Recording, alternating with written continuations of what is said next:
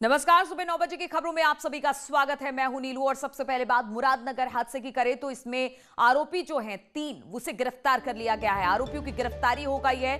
EO Niharika Singh, JEE Chandrapal गिरफ्तार कर लिए गए। इसके अलावा सुपरवाइजर आशीष भी गिरफ्तार किया गया है। ठेकेदार अजय त्यागी अब भी फरार बताया जा रहा है। कई लोगों की पुलिस को अब भी तलाश है। बताया जा रहा है जिन धाराओं में इन पर एफआईआर दर्ज की गई है उसमें धारा 304, 337, 338, 427, 409 में एफआईआर दर्ज कराई गई है। मुरादनगर थाने में ये तमाम एफआईआर के साथ इनको नामजद किया गया था। 25 लोगों की, हम आपको बता दें, कल मुरादनगर में छत गिरने से मौत हो गई थी। कुल अभी भी 8 लोग ऐसे हैं जो अस्पताल में भर्ती हैं और जो तमाम आरोपी इसमें बनाए गए थे उनमें से 3 की गिरफ्तारी अब तक हो चुकी है। और अब हम आपको 3 तस्वीरें दिखा रहे हैं। 3 तस्वीरें आप देख सकते हैं। पहला हादसे की तस्वीर है जिसमें 25 की जान चली जाती है और अब आरोपियों पर एफआईआर के बाद कार्रवाई भी हुई है। इन्हें गिरफ्तार किया गया है जिसमें ईओ, जेई और ठेकेदार बताया जा रहा है। तो 3 तस्वीरें, हादसे की तस्वीर, हादसे के बाद किस तरह से एफआईआर हुआ और एफआईआर के बाद अब गिरफ्तारी हुई है इनकी। और इस पर बातचीत करने के लिए अमित राणा इस वक्त हमारे साथ जुड़ गए। अमित, जिस तरह से कल एक दुखद घटना सामने आई, 25 लोगों की इसमें मौत हो गई है, अब ये कहा जा रहा है कि इसमें अब गिरफ्तारी का सिलसिला शुरू हो गया। अब तक 3 गिरफ्तारी हुई है और बाकियों की तलाश जारी है। क्या खबर आपके पास? लीलू, आपको बताना चाहूंगा, कल मुरादनगर थाना क्षेत्र में मिलावटखोरी की कंक्रीट से बना लेंटर भर भरा कर गिर गया जिसमें 25 लोगों की दर्दनाक मौत हो गई। हालांकि खुद मुख्यमंत्री योगी आदित्यनाथ ने इसको संज्ञान लिया जिसके चलते ही 3 गिरफ्तारी हुई हैं जिसमें कि जो ईओ है उनके साथ साथ ठेकेदार और सुपरवाइजर के खिलाफ भी मुकदमा दर्ज किया गया था। हालांकि 3 गिरफ्तारी हो गई है लेकिन जो ठेकेदार अजय त्यागी है वो अभी भी फरार चल रहा है, जिसकी दबिश के लिए पुलिस ने 3 अलग अलग टीमें बनाई हैं और जल्दी उसे गिरफ्तार करने का दावा भी किया जा रहा है। लेकिन बड़ा सवाल ये खड़ा होता है कि जब इतना बड़ा हादसा हो जाता है उसके बाद शासन और प्रशासन जागता है और कागजी कार्रवाई करने की बात करता है। जिस दौरान ये लेंटर का टेंडर दिया गया था उस दौरान क्यों नहीं इसकी पूरी तरीके से जांच की गई। यही कारण भी रहा कि 3 गिरफ्तारी इसमें हो चुकी हैं। अन्य लोगों की गिरफ्तार की बात भी जल्द से जल्द कही जा रही है। लेकिन बड़ा जो 25 परिवार है जो मिलावटखोरी की जो कंक्रीट से बना हुआ लेंटर था, उस 25 परिवार की जिंदगी ली गया जिसका जवाब शायद ही कोई दे पाएगा। हालांकि खुद मुख्यमंत्री ने इसका मॉनिटरिंग की है और खुद मेरठ के आईजी और मेरठ के जो कमिश्नर है उनकी सबसे बड़ा सवाल यही है अमित, 25 लोगों की जान चली गई, 25 लोग अब वापस नहीं आएंगे। लेकिन इस तरह के मामले जब भी सामने आते हैं उस समय तो फौरी कार्रवाई हो जाती है, लेकिन इस तरह के मिलावटखोरों, ठेकेदारों पर किसी तरह का कोई शिकंजा नहीं कसता है। यानी अब कोई ठोस कदम उठाना जरूरी है। इस तरह के ठेकेदार जो इस तरह के बिल्डिंग्स बनाते हैं और जिसमें 25 लोग मारे जाते हैं। बिल्कुल, ये बिल्कुल कहना अतिशयोक्ति नहीं होगा क्योंकि जो कंक्रीट होती है वो कभी किसी का मकान बनाती है, लेकिन मिलावटखोरी की इस कंक्रीट ने मकान बनाए नहीं है बल्कि 25 परिवारों को उजाड़ दिया है। यही कारण रहा कि मिलावटखोरी की कंक्रीट से बना ये लेंटर कल उस समय भड़बड़ाकर गिर गया जब अंतिम क्रिया में लोग बाग शमशान घाट में आए थे और वहां पर बारिश के चलते वो एक जगह लेंटर के नीचे रुके हुए थे, तभी वो लेंटर भड़बड़ाकर गिर गया जिसमें कि 35 से 40 लोग दब गए थे जिनको कि बाहर निकाला गया। एनडीआरएफ की टीम भी मौके पर पहुंची लेकिन अस्पताल में इलाज के दौरान 25 लोगों की दर्दनाक मौत हो गई। खुद मुख्यमंत्री ने इसका संज्ञान भी लिया। मृतकों के परिवार को 2-2 लाख रुपए की जहां राशि देने की बात की गई है, वहीं जो इलाज करा रहे हैं जो मरीज हैं उनको भी 50-50 हजार रुपए की आर्थिक सहायता दे जाने की बात भी कही जा रही है। लेकिन बड़ी कार्रवाई जो होनी चाहिए वो उन ठेकेदारों के ऊपर होनी चाहिए, वो प्रशासनिक और शासनिक अधिकारी के ऊपर होनी चाहिए। बिल्कुल, इतना बड़ा ढांचा तैयार होकर खड़ा हो गया, किस तरह से मिलावट के साथ इस ढांचे को तैयार किया गया था कि इसमें 25 लोगों की जान चली गई। अब जरूर कार्रवाई हो रही है लेकिन उन 25 परिवारों को कहा जा सकता है एक भारी दुख का सामना करना पड़ा। बहुत बहुत शुक्रिया आपका अमित हमारे साथ जुड़ने के लिए। और लखनऊ में सपा नेता और उनके गनर्स पर आरोप लगा है। सपा नेता और उनके गनर्स पर भाई बहन से मारपीट का आरोप लगा है। बताया जा रहा है कि सपा नेता मनोज सिंह की एसयूवी से कल देर रात युवक की बाइक टकरा गई। इसके बाद सपा नेता के गनर्स ने बाइक सवार भाई बहन से मारपीट करते हुए बदसलूकी की है। भीड़ के विरोध करने के बाद सपा नेता और उनके गनर वहां से निकल गए। गोमती नगर के फन मॉल के पास का ये पूरा मामला है। मनोज सिंह बलिया के सपा नेता बताए जा रहे हैं और किस तरह से उनकी गाड़ी से एक बाइक टकरा गई जिसमें भाई बहन मौजूद थे और उसके बाद उनके गनर ने किस तरह से बदतमीजी की तस्वीरें आप देखिए। हमारा छोटा भाई अपनी बहन को ऑफिस से लेने के लिए जा रहा था, उससे गलती से गाड़ी लड़ गई उनकी, तो पूरे इनके पूरे काफिले ने रोक के हमारे छोटे वाले भाई को, ये सपा के कोई है विधायक, उन्होंने रोक के हमारे भाई को बहुत ही बेरहमी से मारा। उसके बाद जब बहन इसमें जो गनर थे उनके, उसने भी मारा है। इस चौराहे की अगर आप कैमरा रिकॉर्डिंग निकालेंगे सब उसमें दिखाई देगा। तो भाई बहन के साथ बदसलूकी और मारपीट, और जिस तरह से बता रहा है कि एक लड़का था, वो अपनी बहन को लेकर आ रहा था, अचानक जो सपा के नेता हैं उससे उसकी बाइक टकरा गई और उसके बाद बदसलूकी सड़कों पर देखने को मिली है। ऋषभ मणि हमारे साथ जुड़ गए हैं। ऋषभ, क्या था पूरा मामला जिसके बाद इतना बवाल बढ़ा है और किसी तरह की कोई कार्रवाई की बात हो रही है अब क्या जो गनर्स हैं नेता के? नीलू, देखिए ये देर रात का मामला है। सपा के नेता हैं, बलिया के रहने वाले मनोज सिंह, यहाँ लखनऊ में रहते हैं और जैसा बताया जाता है अपने साथ तमाम तामझाम गनर वगैरह ये लेके चलते हैं। कल फन मॉल के बाहर एक भाई बहन जा रहे थे बाइक से, उनकी बाइक मामूली तौर पर इनकी कार से टकरा गई थी, जिसके बाद बताया जाता है कि इनके गनर उतरे हैं, उन्होंने उस युवती के साथ बदसलूकी की, उसको धक्का दिया और उसके भाई के साथ मारपीट की है। उसने अपने कुछ मित्रों को फोन किया, वो पहुंचे हैं। जैसे ही मौके पे भीड़ भाड़ बढ़ी है, सपा नेता तो फरार हो जाते हैं दूसरी गाड़ी में, लेकिन पुलिस मौके पर पहुंचती है और उनके वाहनों को कब्जे में लेके फिलहाल गोमती नगर थाने में खड़ा कर लिया गया है। देर शाम तक पुलिस यही कह रही थी, हमारे पास जैसे ही तहरीर आएगी उचित धाराओं में FIR करके इसमें कार्रवाई जरूर की जाएगी। नीलू, चलिए, तो पुलिस ने फिलहाल तो गाड़ी को अपने कब्जे में ले लिया है और कह रहे हैं कि तहरीर मिलेगी तो फिर कार्रवाई की जाएगी। बहुत बहुत शुक्रिया आपका ऋषभ हमारे साथ जुड़ने के लिए। और कृषि कानूनों पर सरकार और किसानों के बीच गतिरोध लगातार जारी है। 26 नवंबर से दिल्ली बॉर्डर पर डेरा डाले किसानों की सरकार से अब तक 7 दौर की वार्ता हो चुकी है। आज एक बार फिर से किसान नेता और केंद्रीय मंत्री दिल्ली के विज्ञान भवन में दोपहर 2 बजे मुलाकात करने वाले हैं, बैठक करने वाले हैं। इससे पहले 30 दिसंबर को 7वें दौर की बैठक हुई थी। इस बैठक में किसानों के 4 प्रस्तावों में से 2 पर तो सहमति बन गई। बैठक के बाद कृषि मंत्री नरेंद्र तोमर ने कहा था कि पर्यावरण अध्यादेश पर रजामंदी हो गई है, ऐसे में अब पराली जलाना जुर्म नहीं है। साथ ही बिजली बिल का मसला भी अब सुलझ गया है। जिन 2 मुद्दों पर रजामंदी नहीं हुई है वो है कृषि कानूनों की वापसी और MSP। इन दोनों मुद्दों पर आज फिर से बातचीत होनी है और ये बातचीत काफी अहम मानी जा रही है।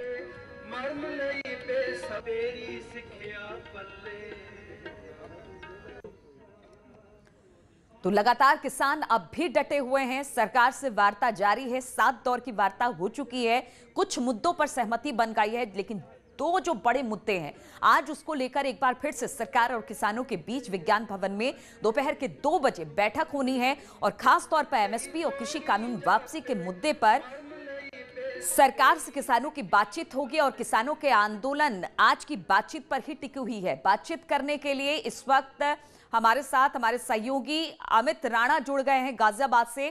और अमित, जिस तरह से आज बातचीत का दौर एक बार फिर से चलेगा, सरकार और किसानों के बीच एक बार फिर से बातचीत होने वाली है, लेकिन इस बीच जो किसान अब भी सड़क पर बैठे हैं वो क्या कह रहे हैं? नीलू, आपको बताना चाहूंगा 40 दिन से भी अधिक हो चुके हैं किसान अपना आंदोलन लगातार जारी किए हुए हैं। दिल्ली गाजीपुर बॉर्डर की मैं तस्वीर आपको दिखाना चाहूंगा। जहां तक भी आपकी नजर जाएगी, ये वो सड़क है जहां इस समय ये सड़क वाहनों से सराबोर रहती थी, लेकिन जहां तक आपकी नजर जाएगी वहां सिर्फ और सिर्फ किसान नजर आ रहे हैं। हालांकि 7 दौर की वार्ताएं भी हुई, उनमें 2 पे सहमति भी बनी।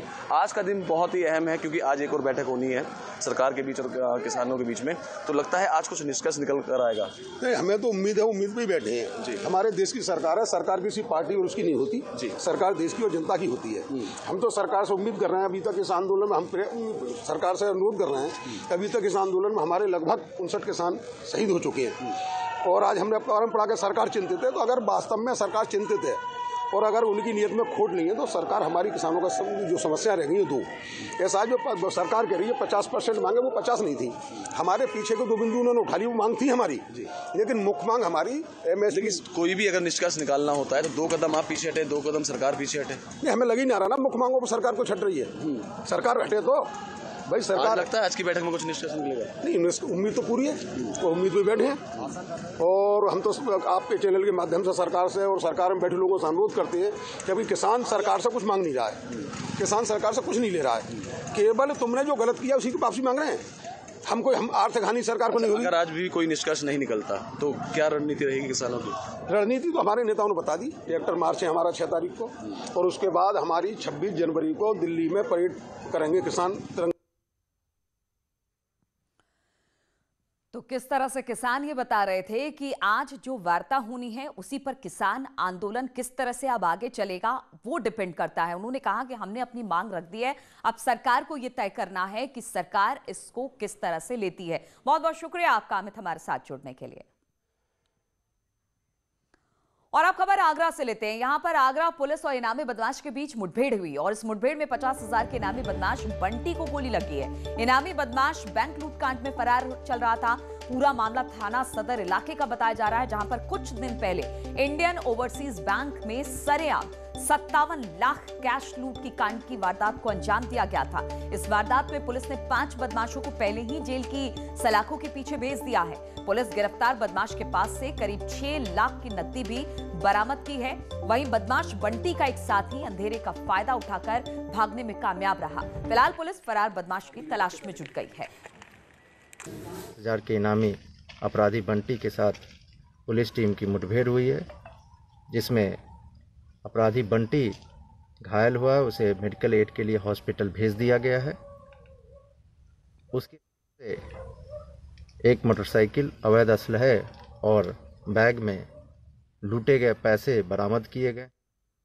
और पीलीभीत में खेत की मेड़ को लेकर हुए विवाद में गांव के दबंगों ने रंजिशन महिला के घर में घुसकर पीड़िता और उसकी बेटी के साथ जमकर मारपीट की है। वहीं मौके पर सूचना पर पहुंची पुलिस ने घायल महिला को इलाज के लिए सीएचसी में रेफर कर दिया, जहां पर उसको प्राथमिक उपचार के बाद गंभीर हालत में जिला अस्पताल भेजा गया है। वहीं पुलिस ने परिजनों की तहरीर के बाद फरार आरोपियों की तलाश भी शुरू कर दी है। ये महिला और लड़की आई है, क्या है पूरा मामला? पूरा मामला तो मारपीट का बता रहे हैं। जो पुलिस द्वारा आई है, मेडिकल इनका किया गया है, जो भी उचित सुविधा है वो हमने उपचार कर दिया। बाकी जो महिला उसे पीलीभीत रेफर कर दिया गया है। और मथुरा के बांके बिहारी मंदिर के बाहर तैनात निजी कंपनी के गार्ड ने श्रद्धालुओं के साथ मारपीट की। आरोप है कि मंदिर के गेट के बाहर तैनात ये गार्ड आए दिन श्रद्धालुओं से मारपीट करते हैं, हाथापाई करते हैं और मारपीट की ये पूरी घटना अब वायरल हो रही है। वहीं इस पूरे मामले में मंदिर प्रबंधन चुप्पी साधे हुए है। पैसे दिए थे, उसको उन्होंने अंदर करा दिया। मैं मंदिर गोस्वामी हूँ, इनको आने नहीं दिया, उसको थप्पड़ मार दिया। मेरी सारी घसीटती हुई वो सामने वाला मंदिर है उस पर ले गई। उस पर ले जाने के बाद इनने बदतमीजी करी, उस पर थप्पड़ मार दिया। उसके कान में से खून आ गया। बच्ची इतनी डर गई, हॉपलेस हो गई कि उसने मुझे गले लगा लिया, पापा पापा करके रोने लगी। इतनी घबरा गई बच्ची की हद से ज्यादा। इनका इतना आतंक फैल चुका है कि यात्री परदेश कुछ नहीं देख रहे। हम पे इनकी 4 बार वीडियो भी है। ये सब दर्शनार्थियों को परेशान कर रहे हैं, ब्रजवासियों को परेशान कर रहे हैं। वृंदावन में लोगों को कुछ नहीं समझते, किसी को अंदर नहीं आने देते हैं। और जौनपुर से खबर लेते हैं। यहां पर किडनैपिंग हत्या मामले में एक्शन हुआ है। मासूम बच्चे की किडनैप कर हत्या का मामला था। एसपी ने कोतवाल को अब इसको लेकर लाइन हाजिर कर दिया है। दुर्गेश्वर कुमार को शाहगंज से पुलिस लाइन भेजा गया। 4 इंस्पेक्टर के कार्य क्षेत्र में बदलाव भी किया गया है। एसपी राजकरण की कार्रवाई से पुलिस महकमे में अब खलबली मच गई है।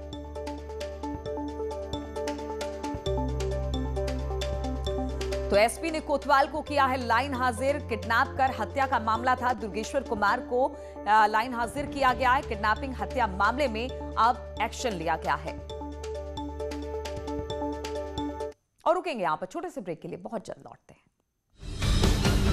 बच्चे अक्सर वो कर गुजरते हैं जो बड़े सोच भी नहीं पाते। उनका दिमाग, उनका जज्बा, उनका हौसला चट्टान सा मजबूत और पहाड़ जितना ऊंचा होता है। इसी हौसले को सलाम करते हैं न्यूज़ 18 लेकर आ रहा है टीवी का एक अनोखा show Byju's young genius. Byju's young genius में देश देखेगा उन बच्चों को जिनकी उम्र भले ही कच्ची हो लेकिन हुनर पक्का है, जिसकी उम्र भले ही कम हो लेकिन कद बड़ा है। किसी भी शहर, कस्बे या महानगर में रहने वाले ये बच्चे अपने दिमाग से, अंदाज से दुनिया को दंग कर दे रहे हैं।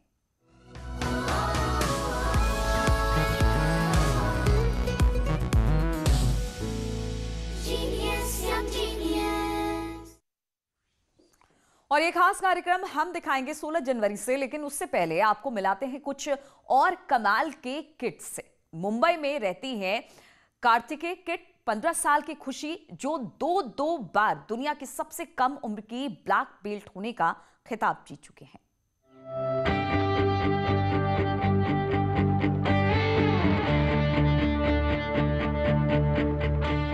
3 साल के बच्चे के हाथ रुई से मुलायम होते हैं, लेकिन 3 साल की उम्र में ही वो हाथ लोहे के बन जाएं तो उसे कोई क्या मात देगा। वैसे भी उसके नाम में ही खुशी है। मिलिए खुशी से, जो 2 बार दुनिया की सबसे कम उम्र की कराटे ब्लैक बेल्ट चैंपियन बनने का रिकॉर्ड बना चुकी है।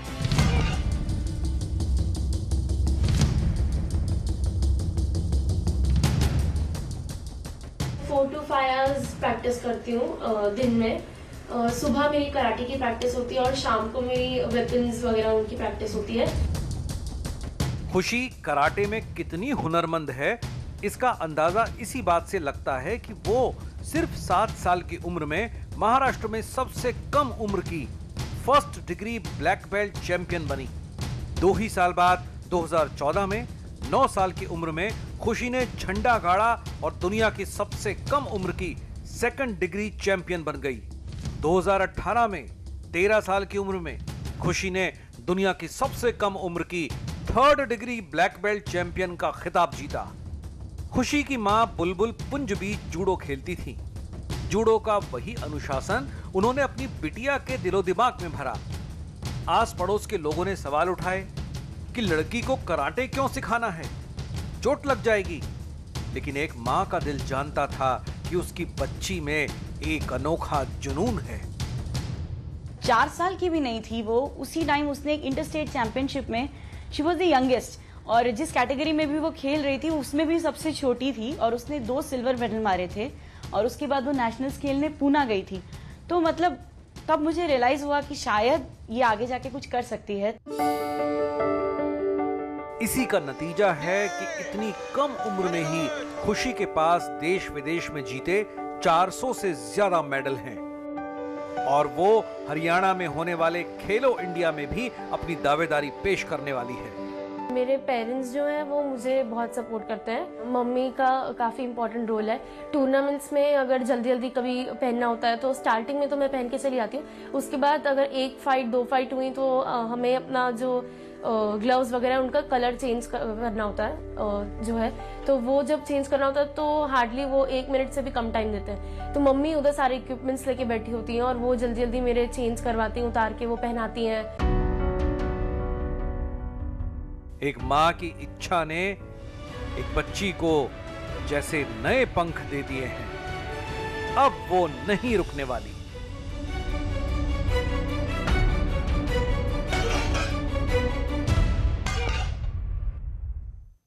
और ये किड्स वाकई कमाल के हैं। ऐसे ना जाने कितने और जीनियस बच्चे हमारे आसपास मौजूद हैं। तो 6 जनवरी से न्यूज़ 18 लेकर आ रहा है ऐसे ही अनोखे बच्चों का दंग करने वाला जुनून, दिमाग, हौसला और बड़ी हस्तियों के साथ उनकी जुगलबंदी। देखिए बायजूस यंग जीनियस न्यूज़ 18 हर शनिवार शाम 7:30 बजे और रविवार दिन के 12:30 बजे।